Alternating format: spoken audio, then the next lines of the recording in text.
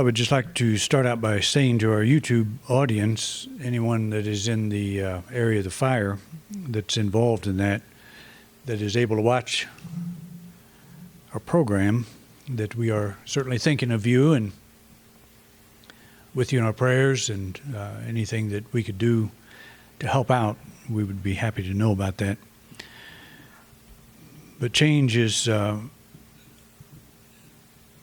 it's a concept that most of us, it's not a concept, it's an experience that most of us have had. Sometimes it is so radical that we can hardly grasp the meaning of it and the purpose of it, and it leaves us asking a lot of questions. But as I pointed out before, I once spoke to an audience in Detroit. It was about 1,000 people, and asked them, how many of you came to Unity because of a crisis? How many of you found this way of thinking because your faith would not answer questions that a crisis raised? And I would say 80 to 90% of the people raised their hands. And that's not to say that we want to invite things to happen, negative things to happen, or apparently negative things to happen. But when they do happen, we always say why. We always ask why. And we are a lot better off saying, what is the lesson? What can I learn from this? How can I see this in a way that makes sense? People will often ask, if God is love, why is there so much suffering in the world? And it's a very legitimate question to ask. And problem is, you'll never get an answer from anybody but yourself. You have to ask your God. You have to go to your center and get your answer to that question, because nobody will answer it for you satisfactorily.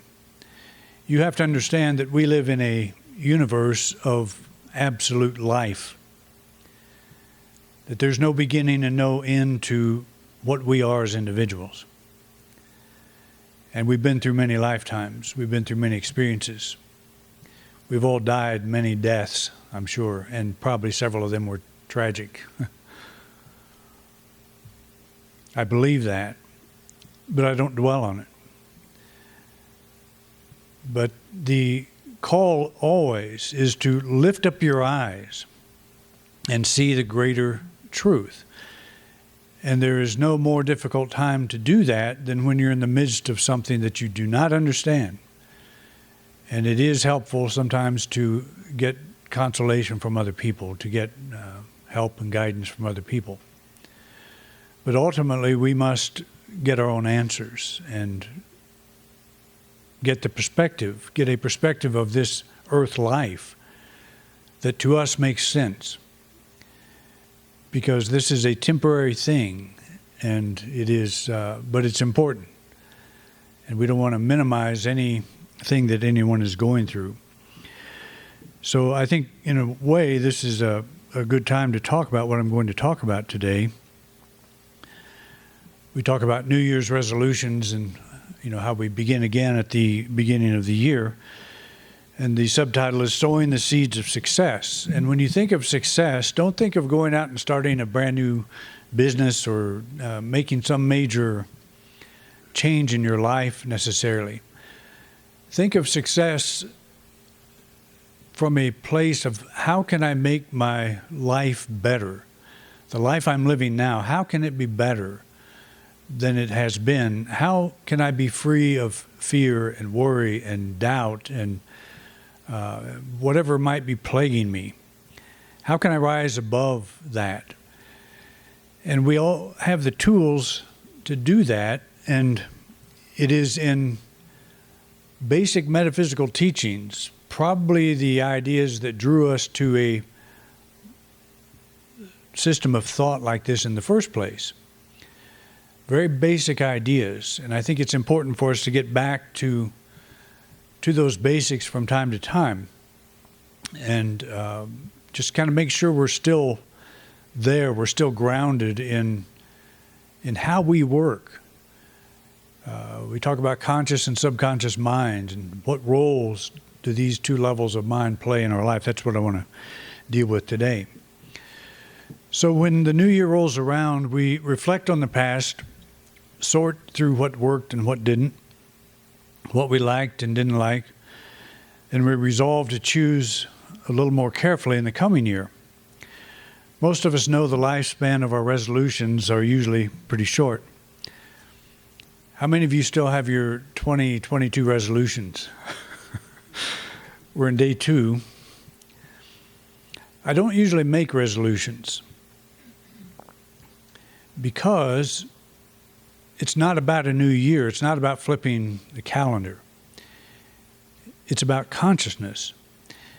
And I have pointed out that, behind every holiday that we celebrate, there's a spiritual principle. And what is the spiritual principle behind the new year? It is that this now moment is a new beginning. Not January 1. It's this now moment. That's the spiritual principle.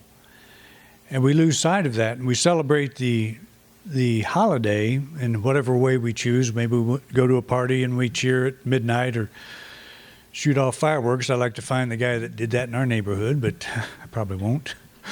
No, I don't want to find him. But and I don't know if it was a him even. But it's not about that celebration. The spiritual principle is about how our life works, that every moment is a new beginning. And our history is no older than the second that just passed. And our future is no more further ahead of us than the second that's in front of us. We are creating our reality moment by moment. That is how we experience this thing we call life. This is very basic metaphysical teaching, very basic unity thought. We make our own world. That's a song that we have sung a number of times.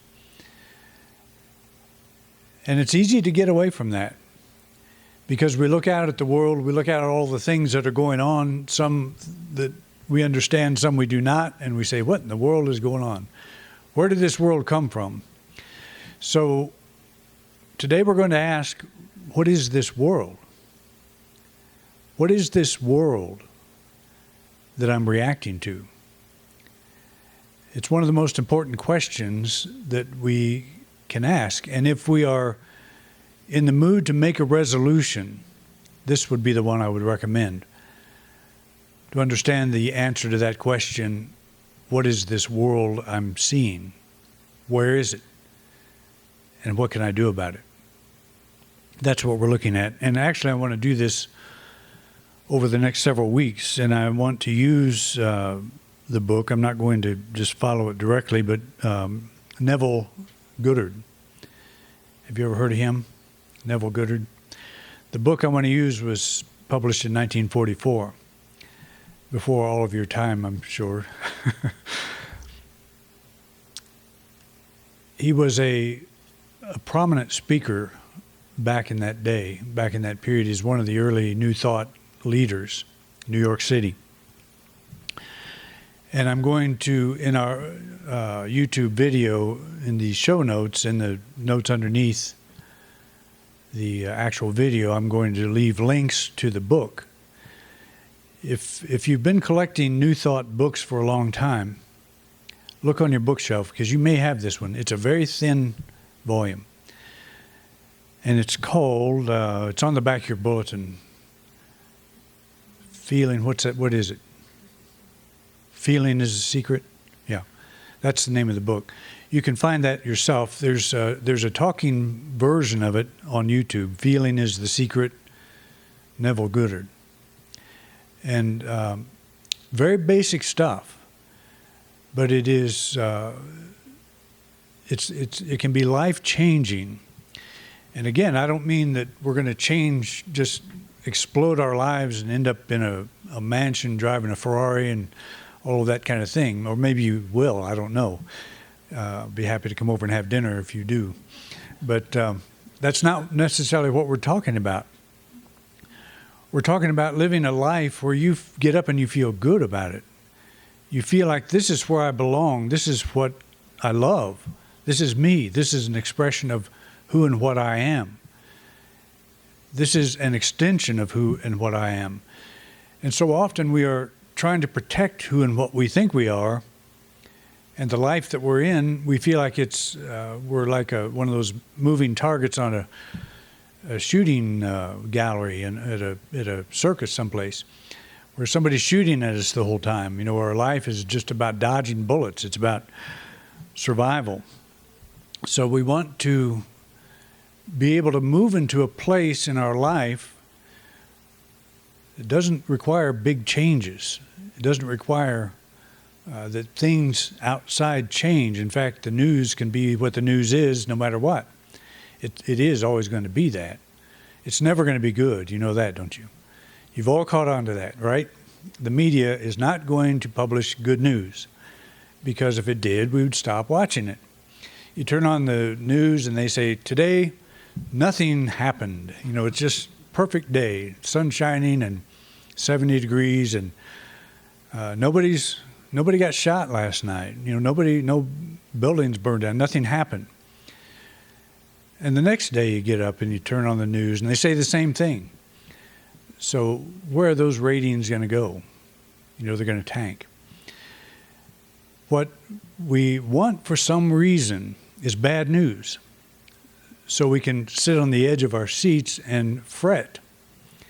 And so we have to look at that as part of our New Year's resolution, as part of our thinking about how do we want to improve the daily quality of our life. You know, I basically shut off the news.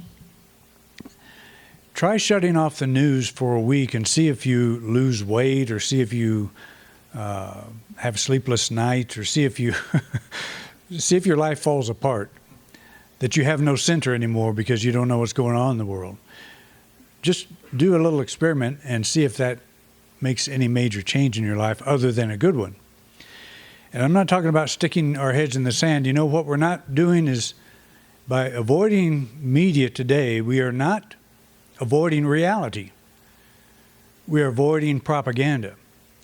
And actually, it's been that way for many years.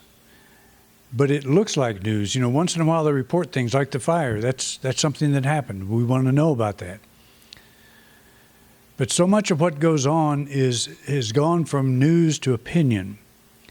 And it is, and we get involved in other people's opinions that have no more brains than we do. But somehow we think they do, because they're sitting behind a camera and they're getting paid millions of dollars a year to spread this stuff. That's one thing we can do to start getting control of our life, is be very careful about what goes in to our consciousness. And what is going in from so much of our media, and it's social media, it's the whole just media period, all of that stuff that's out there. We did not used to be subject to all that. And now it is, you know, we talk about radio waves flying through the air. Well, it's increased. It's more than just radio waves flying through the air these days. It's everywhere you go. How many of you have a cell phone? All of us, I would imagine. I've got one. So we have access to the whole gamut all the time, 24/7. And we can get just as worried as we want to get by opening that up and looking at it and following whatever stories are out there. So the law of consciousness, that's basically what we're going to be talking about through this next couple of weeks, the law of consciousness. And to put it in a line, a single line, basically based on Galatians, Paul's letter to the Galatians, we reap what we sow in this now moment. We reap what we sow in this now moment. We don't reap in this now moment what we sow, but what we sow in this now moment, we reap. I should put it that way. What is going on right now in our consciousness is what we're sowing. That's the law of consciousness. Good or bad, it doesn't matter. You know, what you are sowing, the universe will respond to that in a way that is very personal, because it's the product of that sowing that we're doing is the quality of our life. And how important is that to us? How are we trying to lift up the quality of our life? Often we are reacting to circumstances, and that's not how we do it. We turn to the law of consciousness. We start sowing in this now moment what we hope to reap, what we would like to reap. That's the law of consciousness. So the conscious mind is like a sower throwing seed of every kind. You've heard that before. The subconscious aspect is like the soil that grows whatever seed we cast. Very basic spiritual truth. We watch our thinking. That's Unity has been called a New Thought movement, and it's been called a positive thinking movement. It's more than that. It's an understanding that each one of us carry around like a garden. Subconscious mind is like soil. Whatever's going on in our conscious mind, we're dropping down into that soil, and it is producing as the life we see. And not necessarily as the conditions we see, but it is producing the perception we have of life. And that's the clincher. That's the thing that gets us. It's not what's going on, it's how you perceive what's going on. That's your world. That's consciousness. That's what we want to look at. That's what we want to get a handle on. Because what I'm talking about here is you can actually change your perception of the world without being irresponsible. In fact, if you're not changing your perception of the world, that's irresponsible. If you're going along with everything and allowing it to pull you under like quicksand, then you're part of a very large number of people that are following along. How do I feel today? I got to get up and check the news. I've got to get up and call my neighbor. I've got to talk to somebody. I've got to get a second opinion how I'm doing. So we want to get to the point where we're finding our own center of power, and we're not asking second opinions. We each have our own consciousness and our own conscious and subconscious mind. We are given absolute freedom to use them as we will. The law of consciousness is in perpetual operation. We are living the harvest of seeds we have sown in the past. This is, to me, a very powerful idea that we've heard so many times it's become a cliche. What makes the difference between two people, the way their life unfolds? You've probably heard the story of the two brothers that they grow up. One's very successful, one's basically on Skid Row, and both were asked what did they attribute their success and failure to, and they both said our parents, our upbringing. And, basically they came from the same background, but they had completely different perceptions of what was going on. So was their parents the problem, or was it their choices?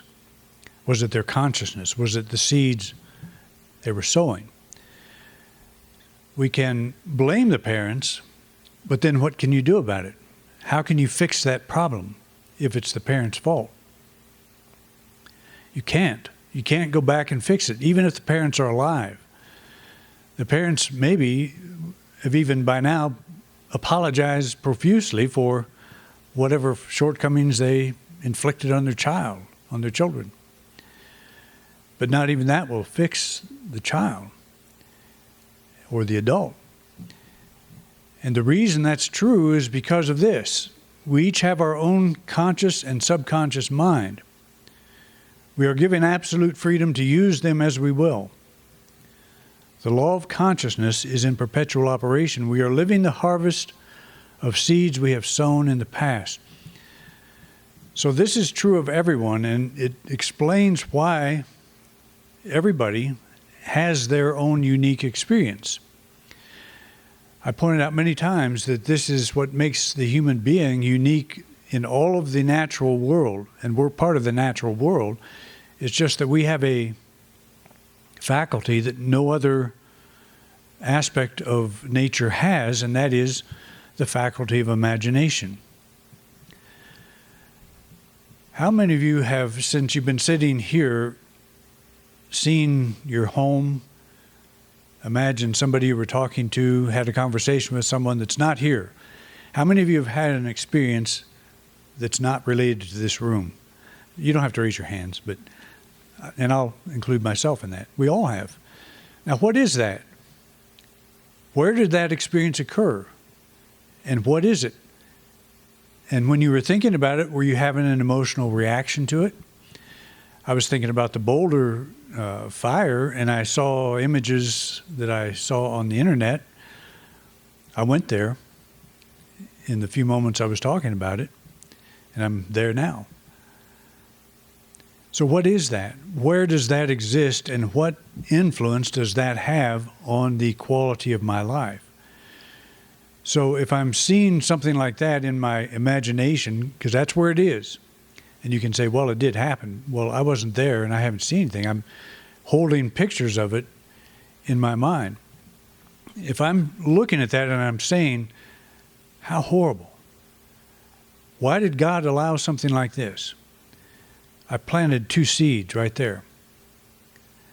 I have dropped 2 seeds in the soil of my subconscious mind.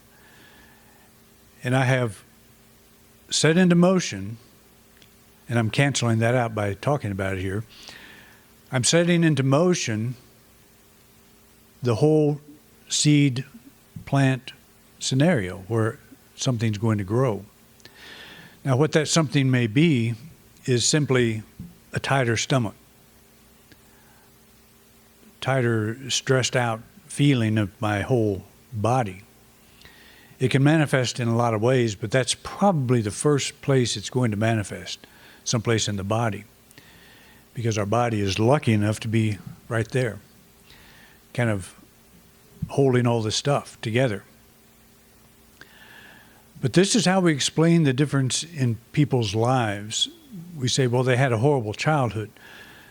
Are they still having a horrible childhood? Well, they're 40, 50, 60 years old. No, they're having a horrible memory of a childhood. They're having a horrible projection of a childhood. And they may be using that as a reason, I can't get past this because I had a horrible childhood. And we could look at their life and say, and they could tell us all about it, and we could say, I can't even imagine having a childhood like that. I totally agree, it was horrible. So you had a horrible childhood back then. Why do you still have to have a horrible childhood? Because you've got this soil called a subconscious mind, and you're dropping a seed of a horrible childhood day after day after day into that soil. That's what's happening. And you will never get past that until you stop planting that seed. It's not the childhood you had, it's the one you're having. That's what makes the difference. And that's a big difference, because the one you're having is the seed you're planting. It's not the one you had, it's the one you're having. And that will apply to anything that we are engaged in. We may have had parents we could never please. We probably all did in some ways. Although some people I have talked to have had very encouraging parents and, very blessed in that regard. But if we had parents that were not encouraging, are they still not encouraging? How are we experiencing them now? Are we tied to what happened in the past? Because that's the seed. It's not what happened to us. It's what's happening in us at this moment. That's what's important. And you can see why most resolutions don't work, because we don't grasp this thing. We set a goal for ourselves, and it's all externalized. It's not about... And then we don't also know why that goal has been set. Maybe we're saying, I want to set this goal so I can stop thinking about my childhood. It may be that you have to stop thinking about your childhood first. You have to do something with that. Not stop thinking about it, because you can't change what happened. But we change how we're living it now, how we're experiencing it today. That is totally important. The seed we're planting right now. So here's the big question, and here's actually the thing we really need to dwell on over the next couple of weeks.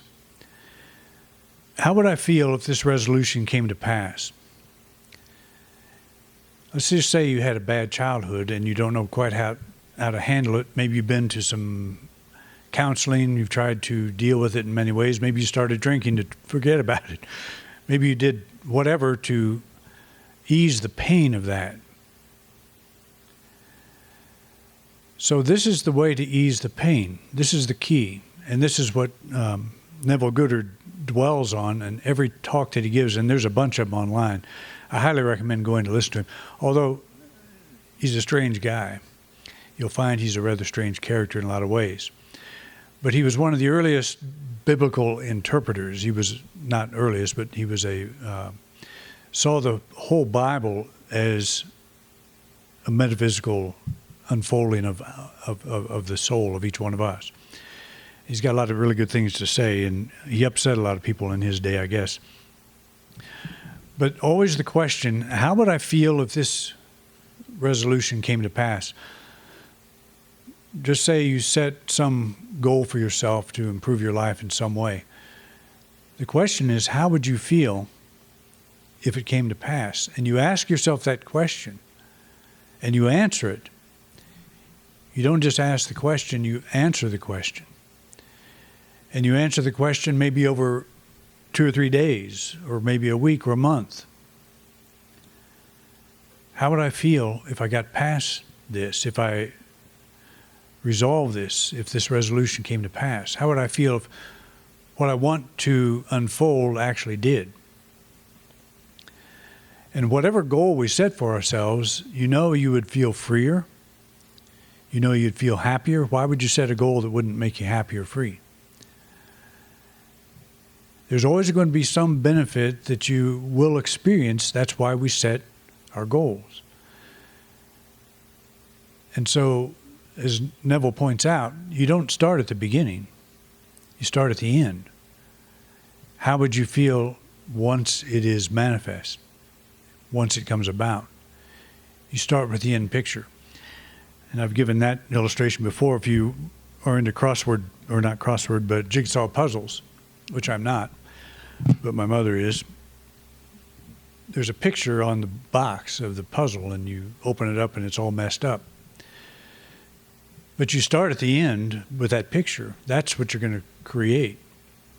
And when you put that puzzle together, that's your guide. It's the end. That's your guide. And when pieces don't fit, they don't fit. You try something else and that fits, and a little bit here and a little bit there, and pretty soon you have your puzzle put together, because you know what you're looking for. You know what the end looks like. How would I feel if this resolution came to pass? Commit to holding only these feelings, for they are the seeds that are brought to light as success, prosperity, good health, and whatever else we desire. So based on the law of consciousness, how would I feel if this came about? We start naming our feelings. We don't just name them, we experience them. We let ourselves experience them. That's a seed. We're dropping that seed in the soil of our subconscious mind. Now the question is, how does that work? How is it that I can drop an idea into my subconscious mind and it produces some quality of life, some level of life? And why is that? What's the differing factor? It's how we think. It's how we feel. That's what determines how our life looks. So I don't know how it goes from a thought and feeling to a manifestation. It's probably 1,000 choices that get us from point A to point B. but it's a belief. We hold a belief that it's going to go a certain way, and we follow that way, and we keep affirming that way. So what we're saying here is we're going to interrupt that process.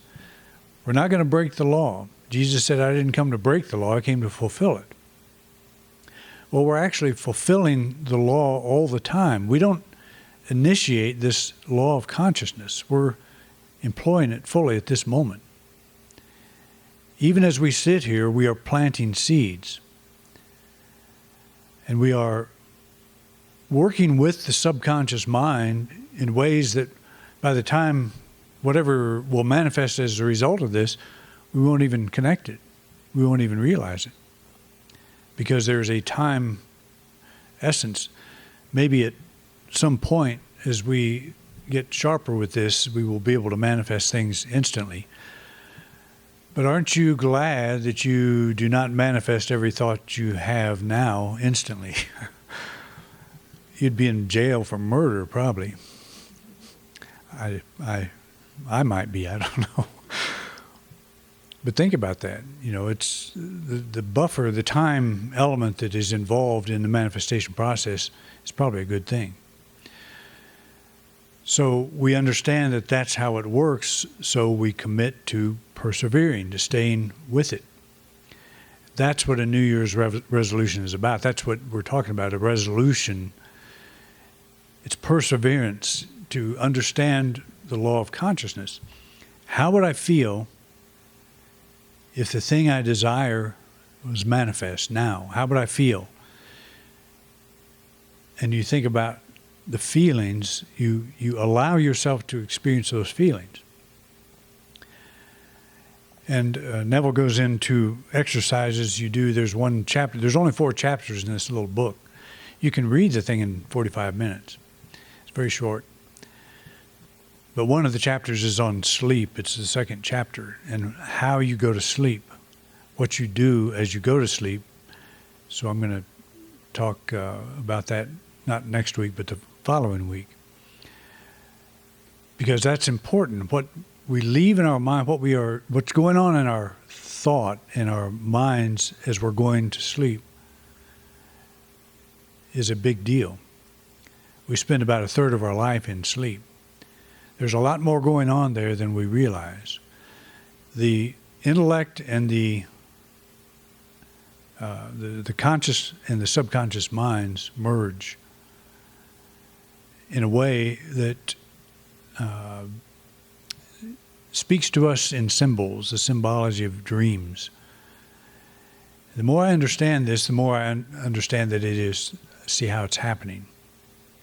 It is very important. It's a very important bit of information if we learn how to see it. And that takes practice too. And I'm not a dream interpreter, so don't ask me what your dreams mean. I'm working on my own.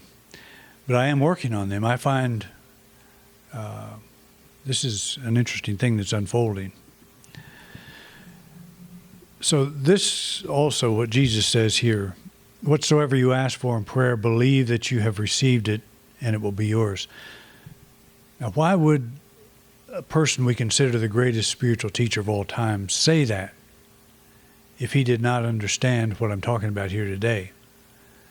We have a conscious mind and we have a subconscious mind. We're dropping seeds of thought and emotion into that subconscious mind, and it's producing a quality of life. So if he did not understand that, why would he say this? Whatsoever you ask for in prayer, believe that you have received it. And to believe that you've received it, I talked about a couple of weeks ago, it's get the feeling that you're there, that you actually have that that's your life. How would you feel? And that's the question you ask yourself. How would I feel if this came about? And that's really what he's saying here is get in touch with whatever you ask for in prayer. Don't just say, God, I need this, and walk away and go about your daily business. To believe you've received it is a change of thought. It's a change of perception. It's a change of your worldview. It's a big deal. So you've got to look at what you think is happening in your life and why, to actually be able to believe that you've received something you can't see yet. But he says if you can do that, then you will have this thing. It will manifest. It's a profound thought, but it is basic, fundamental unity teachings. That's where Fillmore got it. So here we're not breaking the law of consciousness, we're fulfilling it. To believe you've received something you have not yet is not a lie, because the moment you grasp it in your consciousness, you've received it.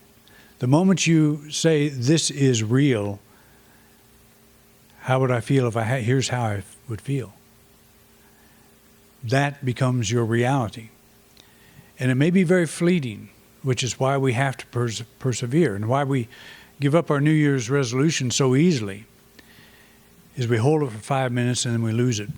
The phone rings, somebody calls us, we get angry, we get frustrated, we get something or other, and we say it doesn't work. Well, it's working even when you're saying that. It never stops working.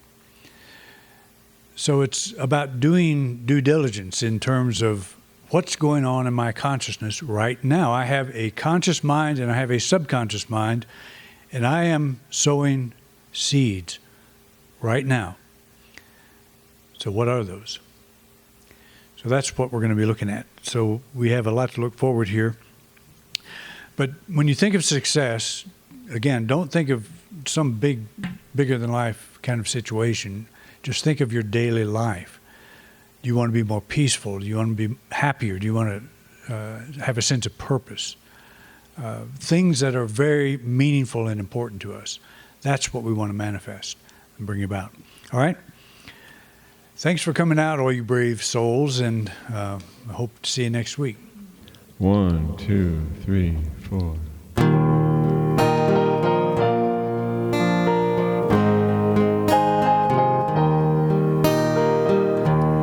Teach me to heal, teach me to pray, teach me of peace, day and each day. Teach me to love the way that you do. Teach me to see myself as you. Teach me to greet the sun like flowers in spring. Teach me to see light in all living things. Teach me to sing in joy for the blessings you bring. Teach me to see your gentle eyes as they peer through each clever disguise. Teach me to hear your voice inside. Remind me I'm blessed as your holy child. Teach me to hold each day like a small chirping bird. Teach me to hear your song in every kind word. Teach me to smile upon a forgiven world. Teach me to heal, teach me to pray, teach me of peace today and each day. Teach me to love the way that you do. Teach me to see myself as you. Teach me to see myself as you. You've been watching a talk given by Reverend Doug Bottorff here at Independent Unity in beautiful Grand Junction, Colorado. Thank you for watching. Please like and subscribe. It really helps us spread our message. If you would like to support us, you can do so by clicking the button in the right-hand corner of the video screen. We greatly appreciate your support.